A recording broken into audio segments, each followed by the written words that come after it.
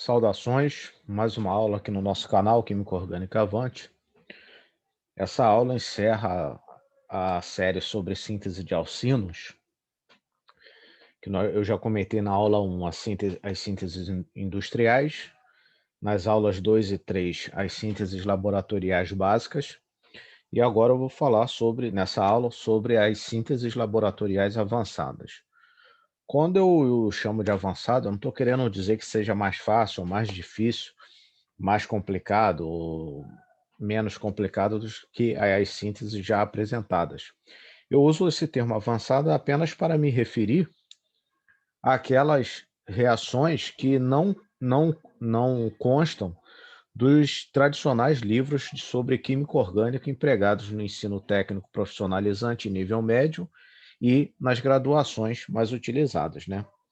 Então, porque um livro de graduação tem que abranger toda a química orgânica, então não dá para mostrar tudo.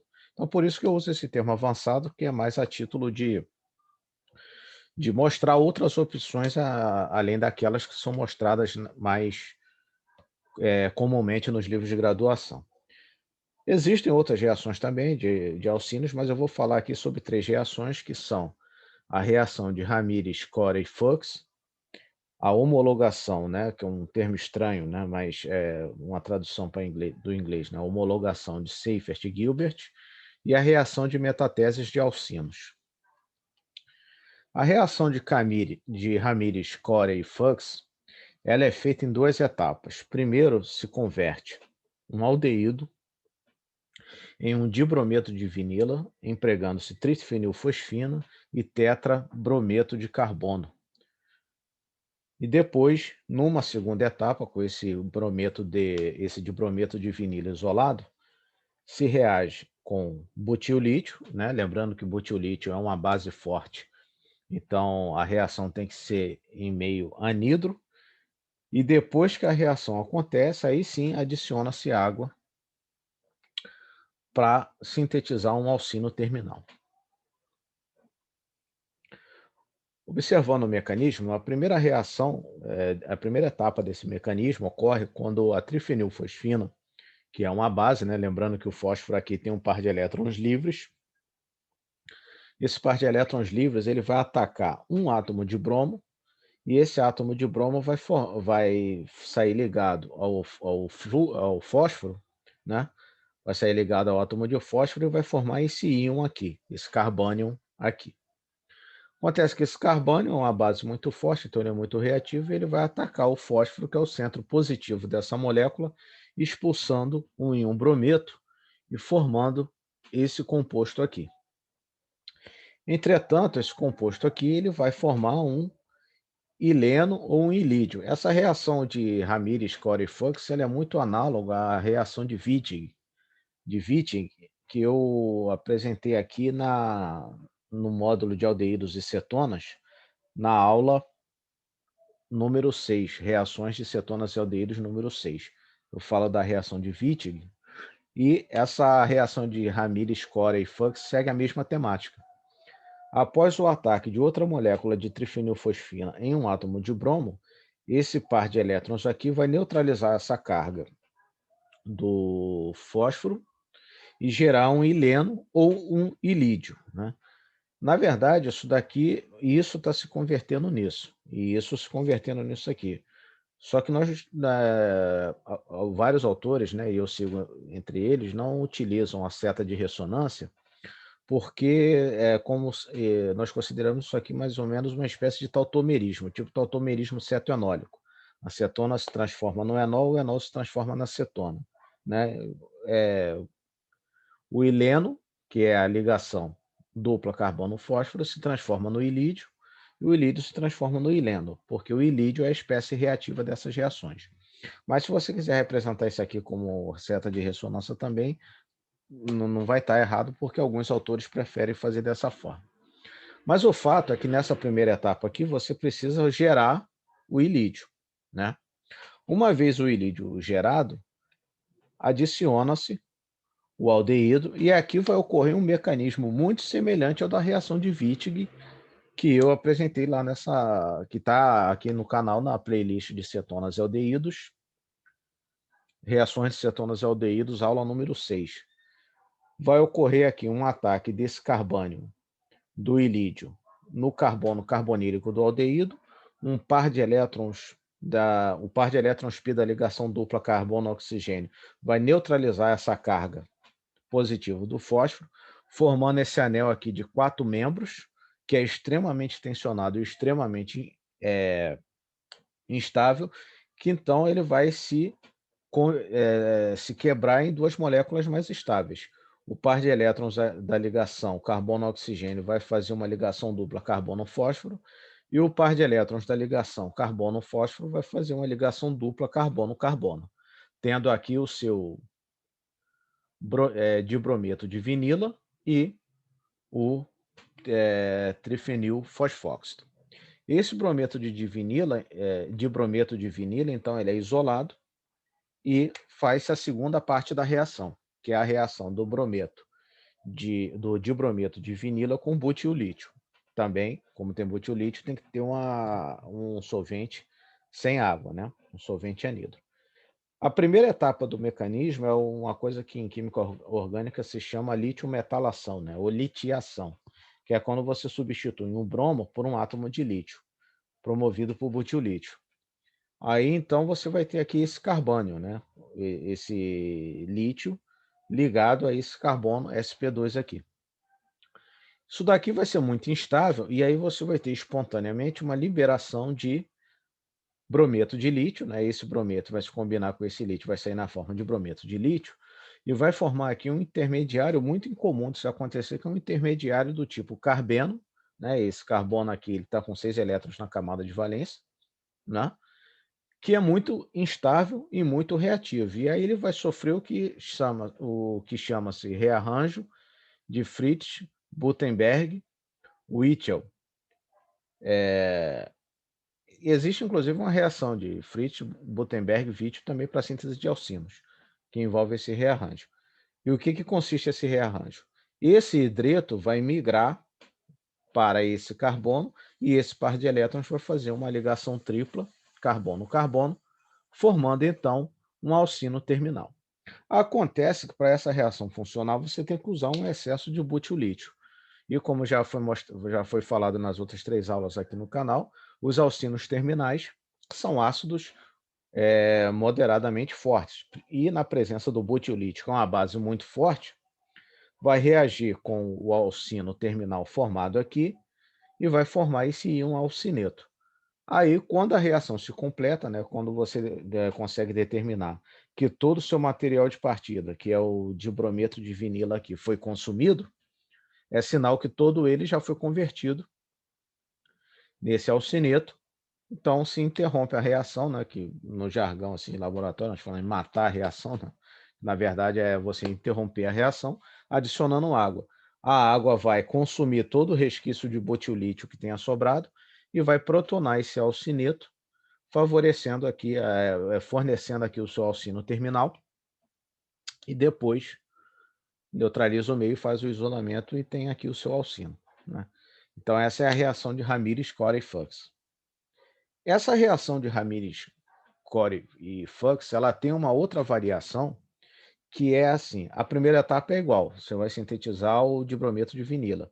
Só que após a primeira etapa de litiação, né, quando todo o seu dibrometo de vinila for consumido em um alcineto, se ao invés de você adicionar água para formar um alcino terminal, você adicionar um aleto, né? Normalmente se usa o brometo, um brometo de alquila, como o brometo de metila, brometo de isopropila, brometo de etila, brometo de butila, aí você vai ter uma síntese que já foi comentada nas aulas passadas aqui dessa playlist, na síntese de alcinos 3, que é a síntese de alcinos por alquilação de íons alcinetos.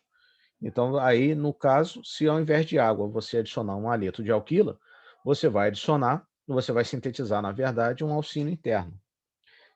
Você só tem que lembrar dessa etapa aqui, ó. A primeira etapa vai ser igual e vai formar o alcineto, né? Então, se você adiciona água, você faz um alcino interno. Se não adicionar água, adicionar um haleto de alquila, você vai sintetizar um alcino interno, então. Então, a reação de Ramirez, Cora e Fuchs, ela pode ser usada tanto para a síntese de alcinos terminais, quanto para a síntese de alcinos internos a partir de aldeídos. Já a reação, né, de homologação de Seyfert-Gilbert, ou simplesmente reação de Seyfert-Gilbert, ela faz uso desse reagente aqui, que é um diazofosfonato, né? Esse diazofosfonato tem aqui um átomo de carbono, e esse átomo de carbono vai ser transferido para uma cetona ou para um aldeído, né, em meio básico.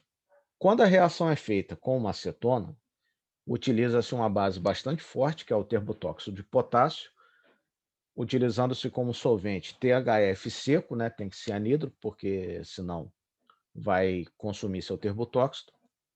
Então vai ser o terbotóxido de potássio a menos 78 graus Celsius, vai se formar um alcino interno.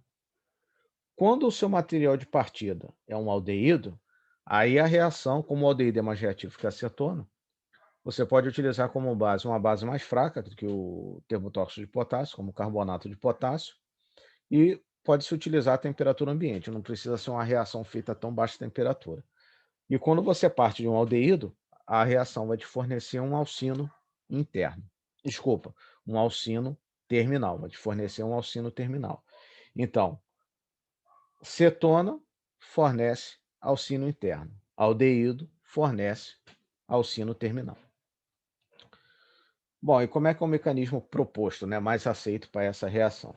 Esse hidrogênio aqui, ele não é muito ácido, mas na presença de uma base muito forte, como o termotóxido de potássio ou o carbonato de potássio, ele passa a ser um pouco ácido, a ponto de gerar esse íon, né, esse carbânion aqui, que vai reagir com a sua acetona ou um aldeído, num mecanismo também muito semelhante ao da reação de Wittig, vai formar esse anel aqui de 4 membros com um fósforo e um oxigênio.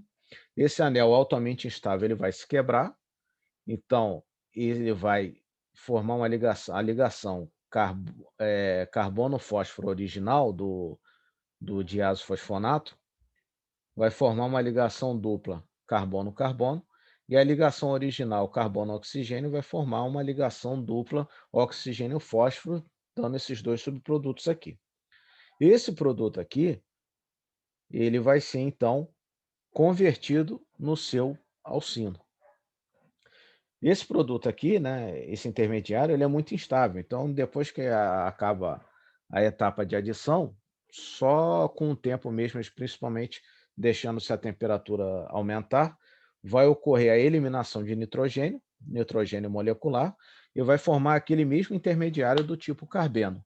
Como esse intermediário do tipo carbeno ele é muito instável, você vai ter uma migração, no caso, se você faz a reação a partir de uma acetona, de um dos grupos alquilas da cetona vai migrar para esse carbono aqui da ponta, e esse par de elétrons do carbeno vai formar a ligação tripla, dando a origem a um alcino interno.